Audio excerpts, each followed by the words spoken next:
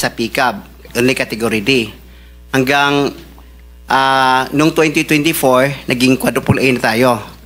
Pero dumaan pa kami ng single A noong 2011 hanggang nag-triple A tayo ng 2017 hanggang naging quadruple A tayo ng ng 2024. Mr. Secretary, naiintindihan mo ba yung sinasabi niya? Sabi mo hindi ka pa nakapag-umpisa ng project. Paano ka naging quadruple A? Ang ko lang, Mr. Che, yung sinasabi kong 1992 is hardware pa yon. Yung nakita niyo yung hardware. Hindi natin pinag-uusapan yung hardware mo. Ang pinag-uusapan natin, flood control projects. Tinatanong ka kanina, sabi mo, hindi ka pa nagkapag-umpisa ng flood control projects. Paano ka nagkaroon ng lisensya? Paano ka naging quadruple A?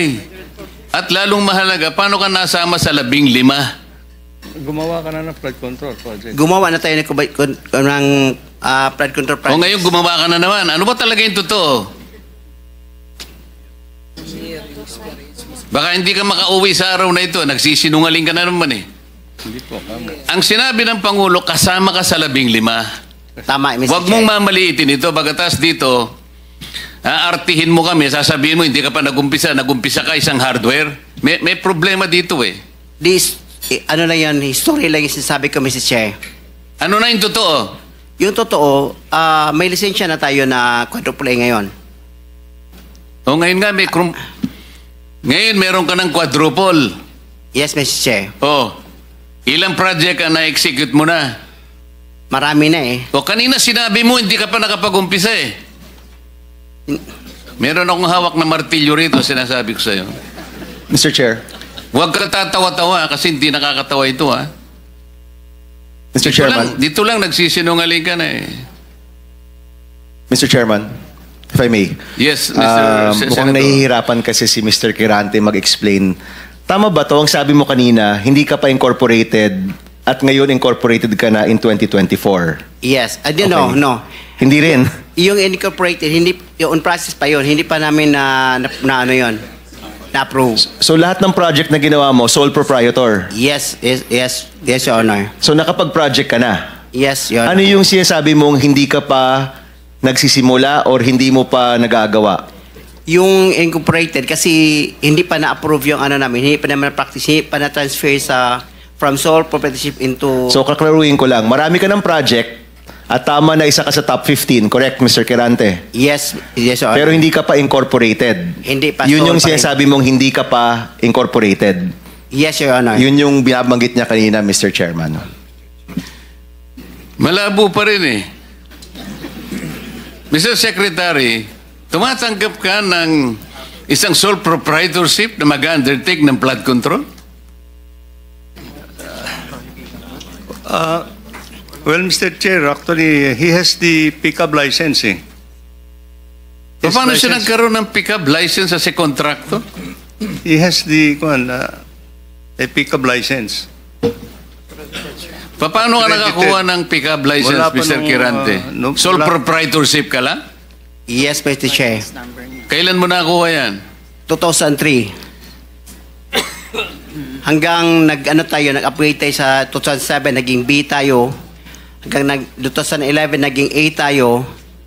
Yung 2017, naging triple A tayo. Ano yung net financial contracting capacity mo as a sole proprietorship? 40 billion, Mr. Chair. 40 billion? Yes, Mr. Chair. Yung financial statement mo, padala mo sa amin.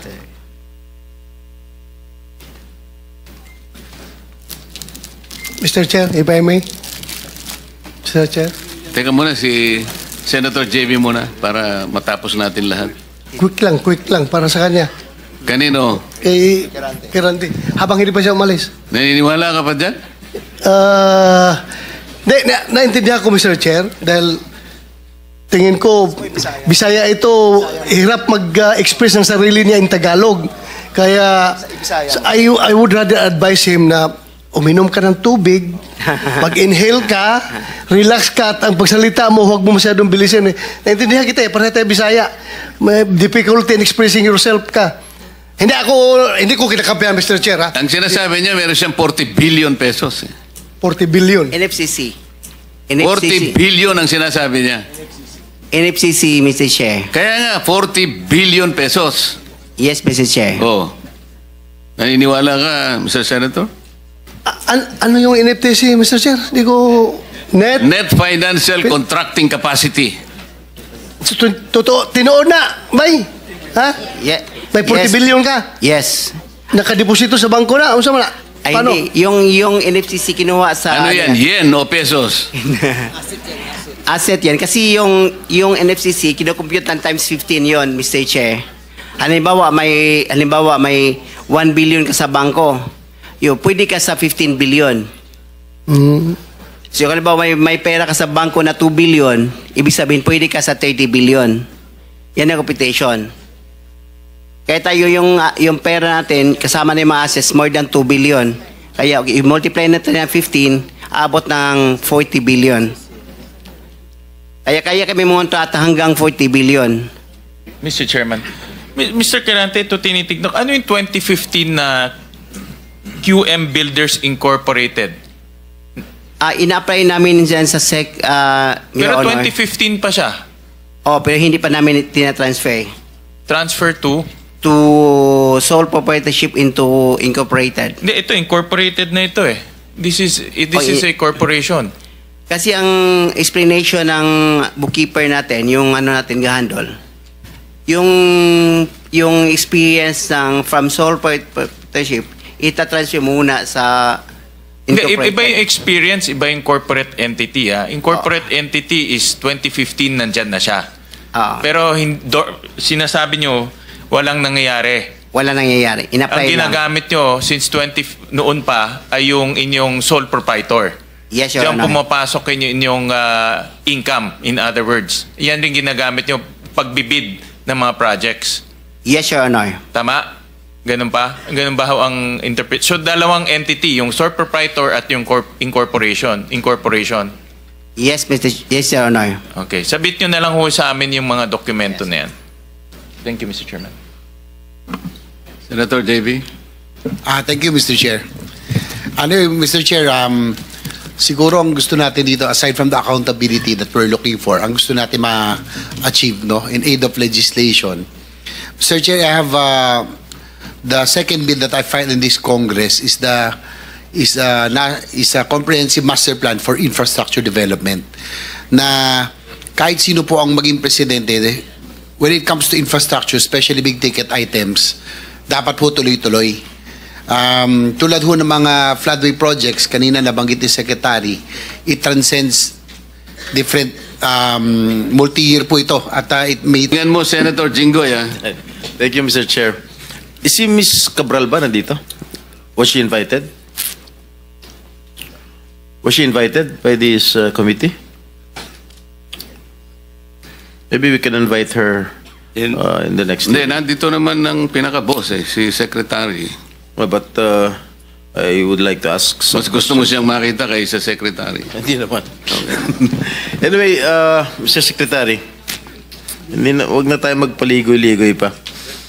Kung hindi pa binulgar ni Pangulong Marcos ito mga anomalya na nangyari dito sa mga flood control projects, hindi nyo ba iimbestigan to?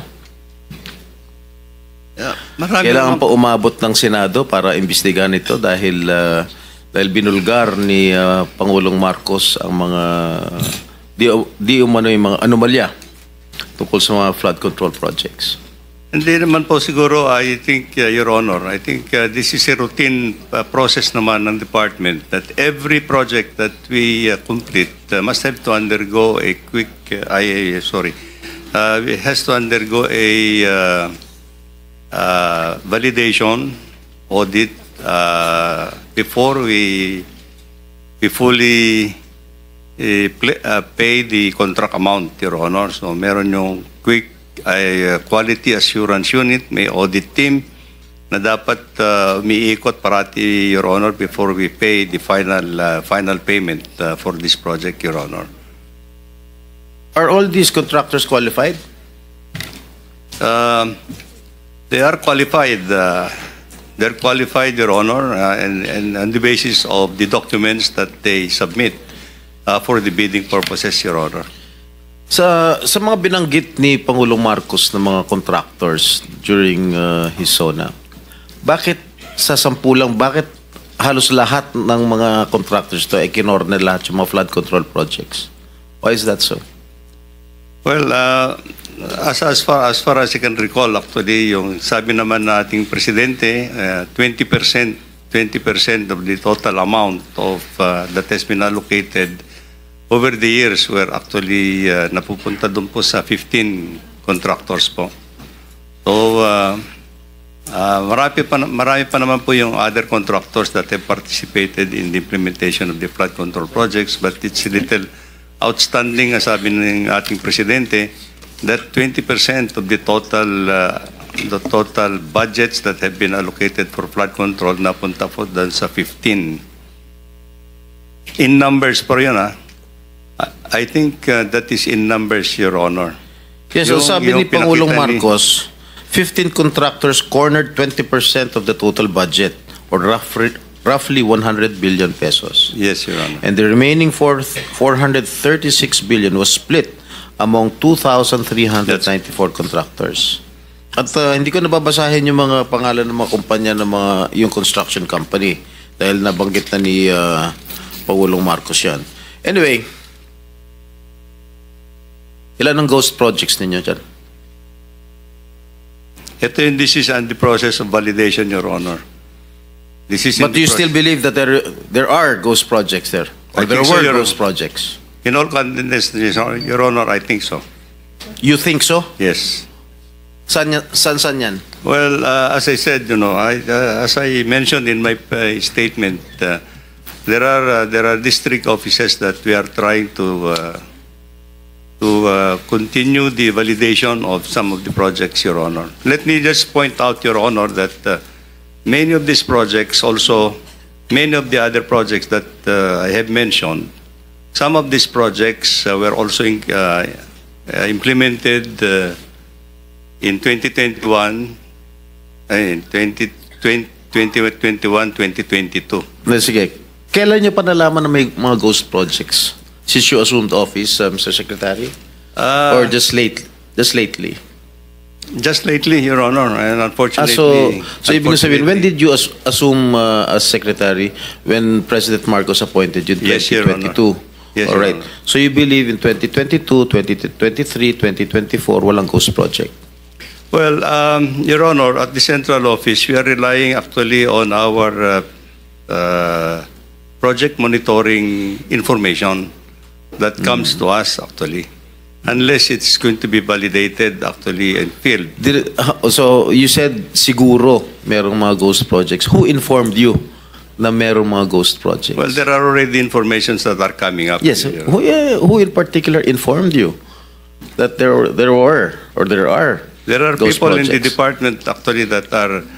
That, And how do they know that na merong mga ghost projects? Well, there are people actually who can actually certify, Your Honor, and these are the projects that we are now intensively validating actually.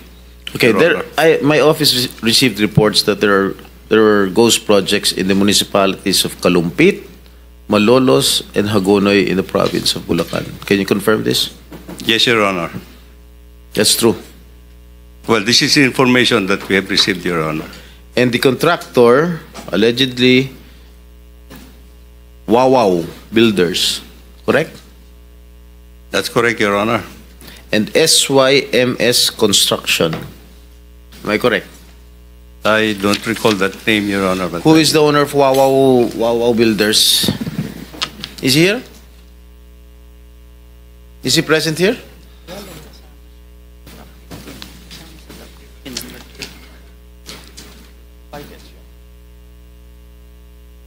Senator Jinggoy was invited but walang reply as of now. May I know who is the legitimate owner of this construction company? Mark Alan Arevalo. Arevalo. All right. I think the committee already will issue a subpoena. All right. So, sa akin palagay, itong mga ghost projects na nabulgar na ngayon, siguro inaayos na nila. Tama? Para hindi malata na ghost. And I don't think that they will have that capability anymore, Your Honor, because I think if these were ghost projects in the first place, they would not have delivered the time actually to do anything at this point in time. The records will show that if there is no project at all that was implemented, and payment has been made, then it's on. Tapos na, nasunog na yung pera natin. That's actually. Alright, magkano ang in-award dito sa mga sa Wawaw? Wawaw Builders. I don't have the figure right now, Mr. Chair, but I think it's predominantly. No. Meron mga figures dyan. Huwag niyo ako lulukoyin dito. Yeah. Labas niyo kung magkano yung in-award nito sa Wawaw Builders. Mga ghost projects. You'll wait for it.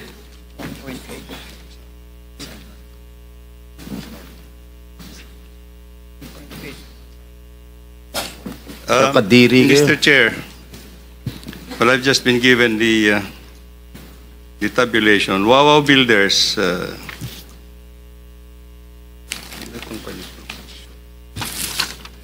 Wawaw Builders. The number of projects, the total projects, total cost of the projects that have been implemented is 9 billion.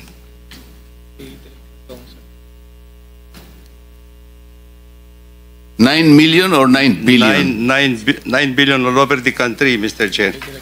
But let me just point out, in Bulacan alone, Wawaw Builders had 85 projects amounting to 5,971,811,000. In Bulacan alone, what about the three municipalities that I've mentioned? Kalumpit, Hagonoy, and what is this? Malolos.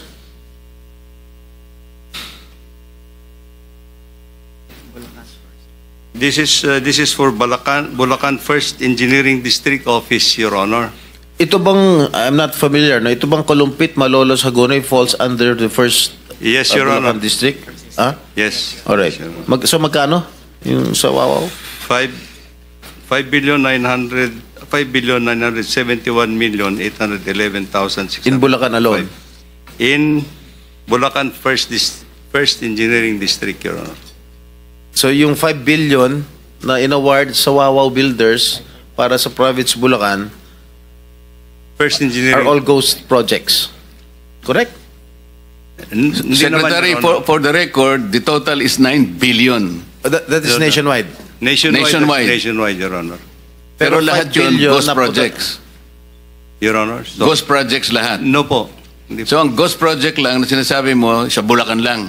There seems to be some ghost projects actually as reported, Your Honor. Are you investigating this right Yes, now? Your Honor. We're investigating it. What is the status of your investigation? They will be coming up with their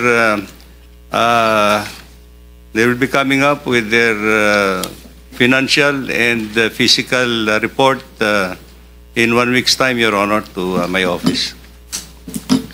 Mr. Chairman,